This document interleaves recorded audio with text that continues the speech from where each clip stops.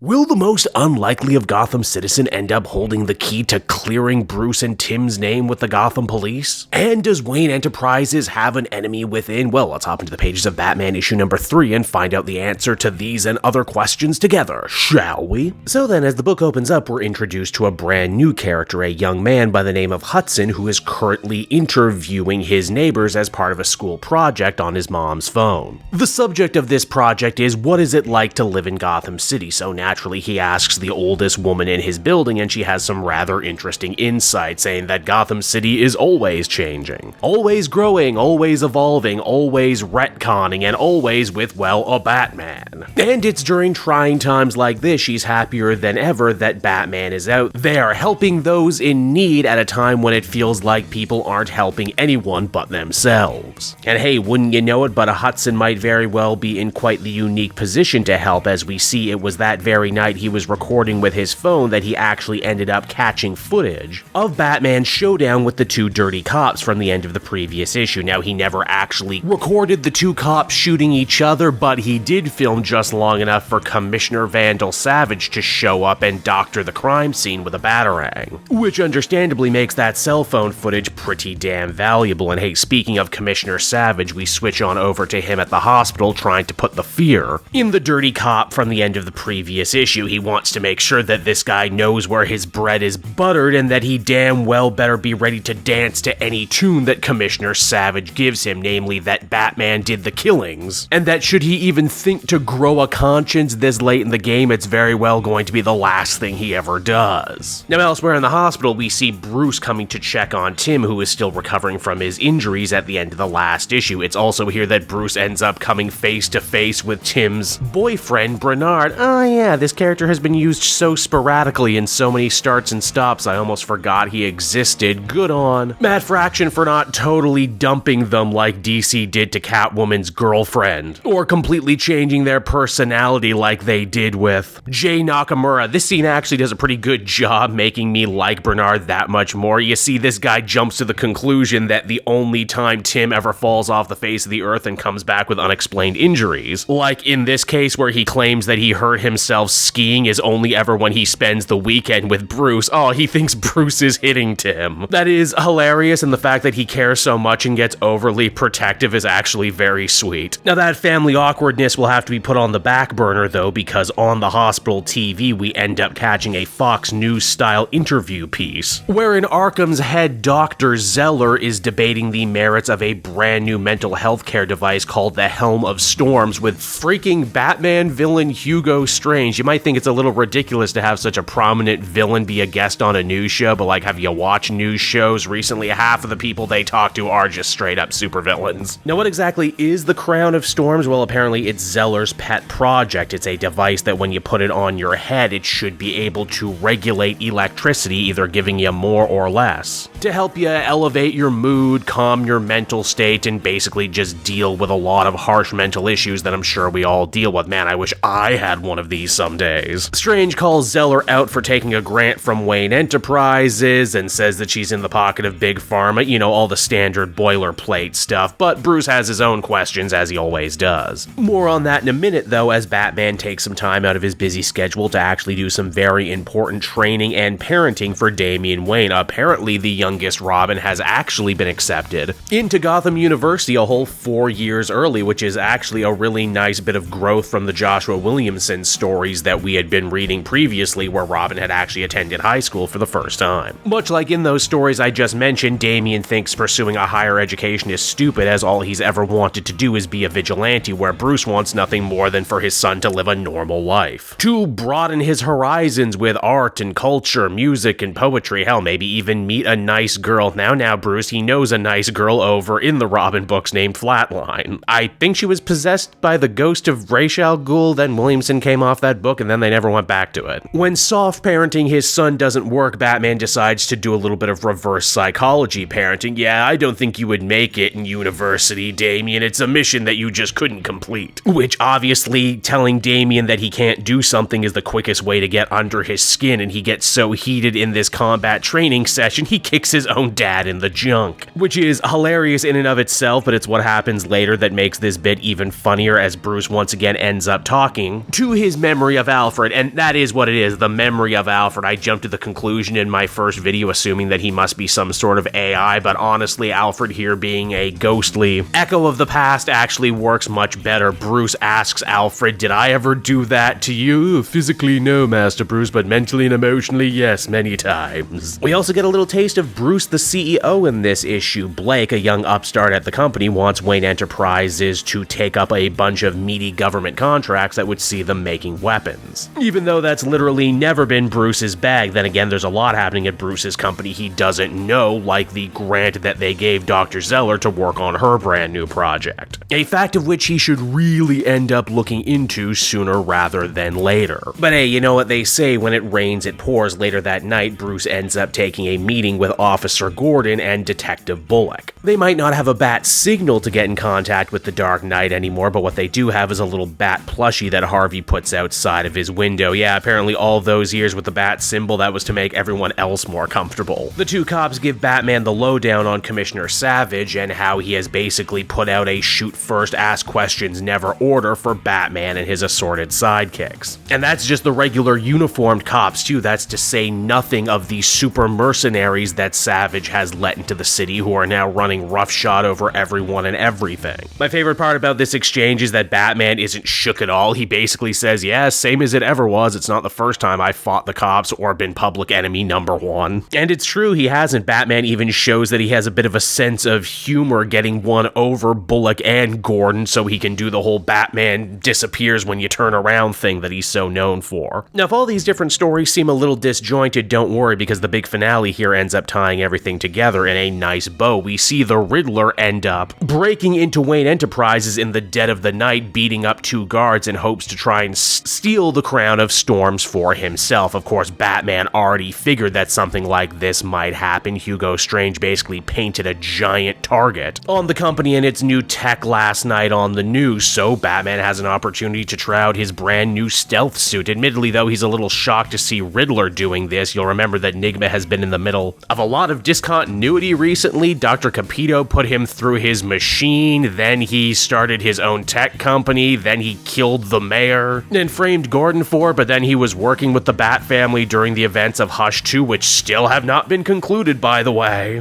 And now he's like on his third redesign in as many runs. Don't worry though, Enigma's general inconsistency actually end up playing a major part in where he is right now as a character. You see, whatever his mental state is, it's only started to deteriorate more and more. Not only is he more obsessed with riddles, he can only talk in riddles. Even his grocery lists are entirely riddles now. He didn't come here to try and steal the Crown of Storm so that he could sell it. No, he wants to use it on himself. He feels like he's losing control. And as sad and tragic as it is, this entire late night robbery was one giant cry for help from Batman, who is happy to oblige him, giving him a nice little shot of sedatives to knock him out. Now, as the comic begins to wind down, we actually check back on in with Hudson. He takes his cell phone footage to a local newsman named Jack Dean, someone who he hopes will be able to put this bombshell footage into the right hands. Though we'll have to see where that goes next time. As far as Batman and the Riddler goes, Enigma goes off on another crazy riddle-laced rant, wherein he ends up asking the very strange question, when ain't K haram? Ghost of Alfred Past thinks that he might be talking about the secular use of that word when something is to be put aside, but Batman is already on to the fact that it's an anagram. Move the letters in K and haram around, and what do you get? Arkham, the place that we now know is being run by Dr. Zeller. Perhaps she's not nearly as nice as she let on, and maybe, just maybe, she's experimenting on her patients.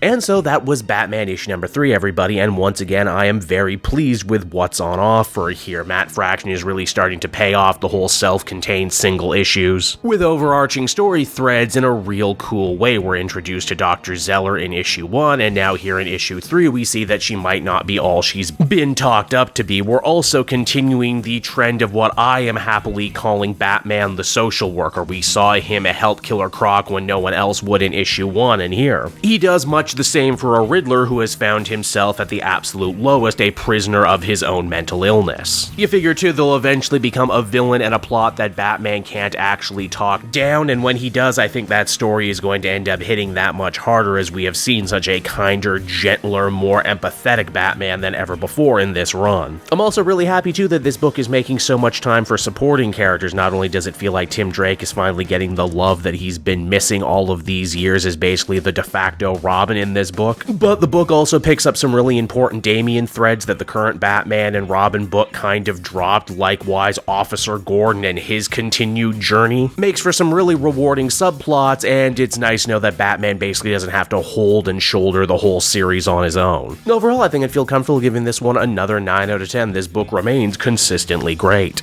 Hey there everyone, it's your pal Cape Joel again, and if you're seeing my face right now, that means you watched at the end of the video, and I'll always be grateful for that. Retention helps in this crazy YouTube game, and so does becoming a patron. If you head on down to the description, you can find a link to my Patreon page. Recently just redid all the tiers, a lot of cool stuff offering up there, exclusive commentaries, exclusive polls, behind the scenes concept art for Capes and Quest. That's the brand new D&D show I've started soon. Never been a better time to become a patron. You can become a patron for as little as $1 a month and help the channel grow and, help me continue to deliver content like what you just saw. So I want to thank you all, and I will see you again next time. Bye-bye.